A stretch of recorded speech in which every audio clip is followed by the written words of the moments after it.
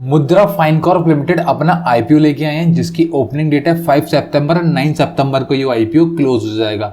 ये एक SME IPO होने वाला है। तो इस वीडियो में इस आईपीओ की कंप्लीट हम डिटेल्स देखेंगे। इसकी जीएमपी कितनी चल रही है, आपको लिस्टिंग गेन कितना मिल सकता है, प्लस कंपनी का ओवरव्यू करेंगे कि बिजनेस मॉडल देखेंगे। सारी डिटेल्स हम इस वीडियो में डिस्कस करने वाले हैं। सो अगर आप इस आईपीओ में अप्लाई करना चाहते हो तो आपको काफ़ी ज़्यादा हेल्प मिलेगी ये डिसीजन लेने में कि आपको इस आईपीओ में अप्लाई करना चाहिए या नहीं करना चाहिए। सो अगर कंपनी की बात करें तो कंपनी जो है 2013 में इनकॉर्पोरेट हुई थी। दैट मीन्स अप्रॉक्स इसको 10-11 साल कंपनी को हो चुके हैं। अगर बिजनेस मॉडल की बात करें तो यहाँ पर इसका नाम आपको पता लग रहा होगा, माई मुद्रा। दैट मीन्स यहाँ पर ये कुछ ना कुछ पैसों से रिलेटेड काम कर रही है। दैट मीन्स ये कंपनी जो है फाइनेंस से रिलेटेड ही काम करती है। अब बेसिकली यहाँ पर डीएसए होते हैं, जो चैनल पार्टनर्स होते हैं, हमारे जो मेजर बैंक्स होते हैं उनके, ये उनके साथ मिलके काम करती है। दैट मीन्स यहाँ पर जो अभी ये प्रोडक्ट ऑफर कर रही है उसमें यहाँ पर ये बेसिकली लोन आपको देती है। कौन कौन से लोन देती है? आपको बिजनेस लोन दे देगी, आपको पर्सनल लोन दे देगी, प्रोफेशनल लोन आपको चाहिए तो वो मिल जाएगा, सिक्योर लोन चाहिए तो आपको वो मिल जाएगा। उसके अलावा इंस्टेंट लोन जो यहाँ पर 50,000 रुपीज़ तक के होते हैं वो भी आपको मिल जाते हैं। उसके अलावा क्रेडिट कार्ड वगैरह भी कंपनी यहाँ पर देती है। सो अगर मैं बात करूं कौन कौन से बैंकों के साथ इसका टाई अप है, तो मेजर बैंक्स हैं जिसके साथ इसमें टाई अप है। एचडीएफसी हो गई, एक्सिस हो गई, ICICI, Aditya Birla, Bajaj Finserv, yes bank, उसके अलावा बैंक ऑफ इंडिया, हीरो फाइनकॉर्प, मतलब ये सारी मेजर बैंक्स हैं जिसके साथ में कंपनी ने टाई अप कर रखा है। इसके साथ में जुड़ के ये बिजनेस कर रही है। सो अगर हम बात करें बिजनेस मॉडल की तो ओवरऑल कंपनी जो है फाइनेंस में ही काम कर रही है। दैट मीन्स जो है आपको ये लोन प्रोवाइड कर रही है। अब वो लोन जो है डिफरेंट टाइप के हो सकते हैं और यहाँ पर जो मेजर बैंक्स हैं उनके साथ में इसका ऑलरेडी टाई अप है। सो अभी करंटली अगर एम्प्लॉयज की बात करें तो यहाँ पर 143 एम्प्लॉयज जो है करंटली कंपनी के पास हैं। अब बात कर लेते हैं फाइनेंशियल्स की। आखिर कंपनी के फाइनेंशियल्स कैसे हैं? अगर अब बात करें एसेट्स की तो 9 करोड़ रुपीस के एसेट्स है 2022 में, जो 23 में अप्रॉक्स 14 करोड़ के हो गए और आज के डेट में अप्रॉक्स कंपनी के पास 30 करोड़ रुपीस के एसेट्स हो चुके हैं। अगर आप रेवेन्यू की तरफ देखोगे तो 28 करोड़ का रेवेन्यू था 2022 में, जो बढ़ के हुआ 53 करोड़ का। फिर आज की डेट में अप्रॉक्स 71 करोड़ का कंपनी का रेवेन्यू हो चुका है। दैट मीन्स आप देखोगे तो एसेट्स और रेवेन्यू दोनों ही इंक्रीज हो रहे हैं ईयर बाई ईयर। अभी बात कर लेते हैं प्रॉफिट आफ्टर टैक्स। तो प्रॉफिट आफ्टर टैक्स में आप देखोगे 46 लाख रुपए का प्रॉफिट था हमारा 2022 में, जो कि 2023 में अप्रॉक्स 3.5 सीआर का हो गया। दैट मीन्स 50 लाख से सीधे 3.5 करोड़ का। दैट मीन्स 7 टाइम्स की यहाँ पर ग्रोथ देखी गई है। अगर हम 2024 की बात करें तो यहाँ पर अप्रॉक्स कंपनी ने 8 करोड़ रुपए का प्रॉफिट किया है। दैट मीन्स आप इसको डबल से ऊपर ही मानोगे। अप्रॉक्स यहाँ पर आप मान सकते हो 2.2 टाइम्स यहाँ पर कंपनी ने प्रॉफिट कर लिया है। अब हम बात कर लेते हैं नेटवर्थ की। तो नेटवर्थ जो है 4 करोड़ रुपए के आसपास की थी यहाँ पर 2022 में, जो बढ़ के हो गई 8 करोड़ रुपए 2023 में और आज की डेट में अप्रॉक्स 16 करोड़ रुपीस की नेटवर्थ कंपनी की हो चुकी है। अगर आप रिजर्व एंड सरप्लस देखोगे तो 4 करोड़ रुपए के आसपास के रिजर्व एंड सरप्लस है 2022 में, जो बढ़ के हो गए 843 लाख यानी कि 8 करोड़ रुपए के। और 2024 में अप्रॉक्स 17 करोड़ रुपए के यहाँ पर रिजर्व एंड सरप्लस हैं कंपनी के पास। ये एक अच्छी चीज लग रही है। अगर हम बात करें बोरोइंग की तो 3 करोड़ रुपए के आसपास की बोरोइंग थी इसकी यहाँ पर 2022 में। 23 में ये अप्रॉक्स 3 करोड़ रुपए के आसपास ही थी। लेकिन जो अभी करंट ईयर है उसमें अप्रॉक्स कंपनी के पास 9 करोड़ रुपए की बोरिंग हो चुकी है। बट उसके अगेंस्ट में आप देखो यहाँ पर 8 करोड़ रुपए का प्रॉफिट भी हुआ है इस ईयर में और रिजर्व एंड सरप्लस भी बढ़ गए हैं। दैट मीन्स इसका डेट टू इक्विटी है वो आपको ठीक देखने के लिए मिलेगा। आप कह सकते हो बोरिंग अंडर कंट्रोल है। अभी हम बात कर लेते हैं की परफॉर्मेंस इंडिकेटर की। तो यहाँ पर रिटर्न ऑन इक्विटी बहुत शानदार है, 66.20 का है। और रिटर्न ऑन कैपिटल एम्प्लॉयड भी बहुत शानदार है, जो कि 45.98 का है।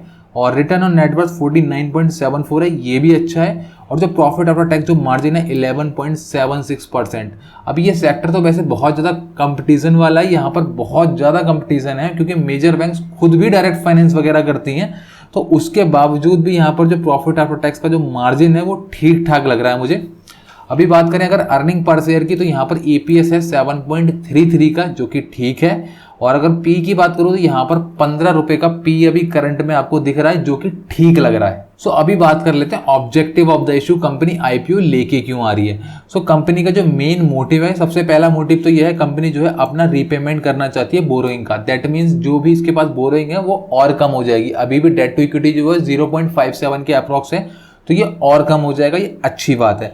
उसके अलावा यहाँ पर जो है कंपनी जो है टेक्नोलॉजी डेवलपमेंट और डिजिटल इंफ्रास्ट्रक्चर की तरफ अपना पैसा लगाएगी, ये भी अच्छी बात है। और उसके अलावा यहाँ पर वर्किंग कैपिटल रिक्वायरमेंट और जनरल कॉर्पोरेट पर्पस में इस पैसे का यूज किया जाएगा।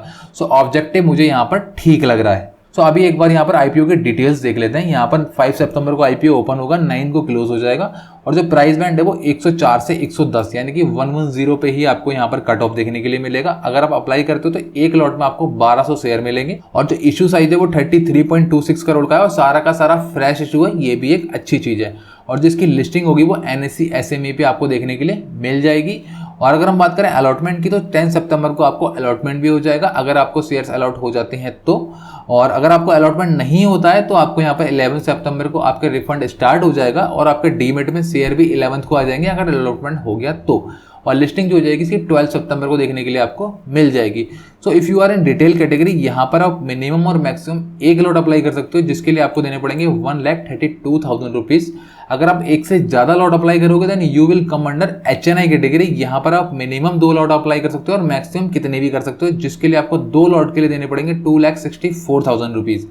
अगर हम प्रमोटर होल्डिंग की बात करें तो करंटली जो है 78.74% जो है प्रमोटर्स के पास है, but after IPO it will be 57.84% जो कि प्रमोटर्स के पास रह जाएगा। अगर मैं फाइनेंशियल्स की तरफ देखूं तो फाइनेंशियल्स यहाँ पर कंपनी के बहुत अच्छे लग रहे हैं, बट एक चीज का डर लग रहा है कि यहाँ पर इस सेक्टर में कंपटीशन बहुत ज्यादा है। बड़े बड़े जो बैंक्स हैं वो ऑलरेडी यहाँ पर काम कर रहे हैं तो उसके साथ में इसने टाई अप तो कर रखा है, बट इसके साथ में टाई अप कर रखा है दैट मीन्स इसका इंटरेस्ट रेट उनसे तो ज्यादा ही होगा। तो आप कह सकते हो अगर आने वाले टाइम में इसको कुछ दिक्कत हुई तो यही हो सकती है कि कंपटीशन की वजह से ये आगे ना बढ़ पाए, अदरवाइज फाइनेंशियल्स वगैरह ठीक लग रहे हैं। सो अभी बात कर लेते हैं जीएमपी की। आखिर जीएमपी कितनी चल रही है, आपको लिस्टिंग गेन कितना मिल सकता है, क्योंकि मोस्टली लोग तो लिस्टिंग गेन के लिए ही अप्लाई करते हैं। तो उससे पहले मैं आपको एक चीज बता देता हूँ, मैंने एक टेलीग्राम चैनल बना रखा है और एक व्हाट्सएप चैनल बना रखा है जहां पर आपको डिस्क्रिप्शन में लिंक भी मिल जाएगा। वहां पर आपको सारी अपडेट्स मिलती हैं आईपीओ रिलेटेड। कोई भी आईपीओ आने वाला होगा या फिर कोई भी जीएमपी में ऊपर नीचे चेंज होगा आपको पता लग जाएगा, चाहे तो ज्वाइन कर सकते हो, डिस्क्रिप्शन में लिंक है। सो अभी मैं बात करूं जीएमपी की तो अभी जीएमपी के अकॉर्डिंग यहाँ पर मार्केट में इसकी डिमांड नहीं है, ग्रे मार्केट में अभी कोई भी इसकी डिमांड नहीं है, दैट मीन्स यहाँ पर जीरो ही दिखा रहा है। बट मेरे अकॉर्डिंग इसकी जीएमपी आने वाले टाइम में बढ़ सकती है क्योंकि यहाँ पर जो इसके फाइनेंशियल्स वगैरह हैं वो काफी शानदार हैं।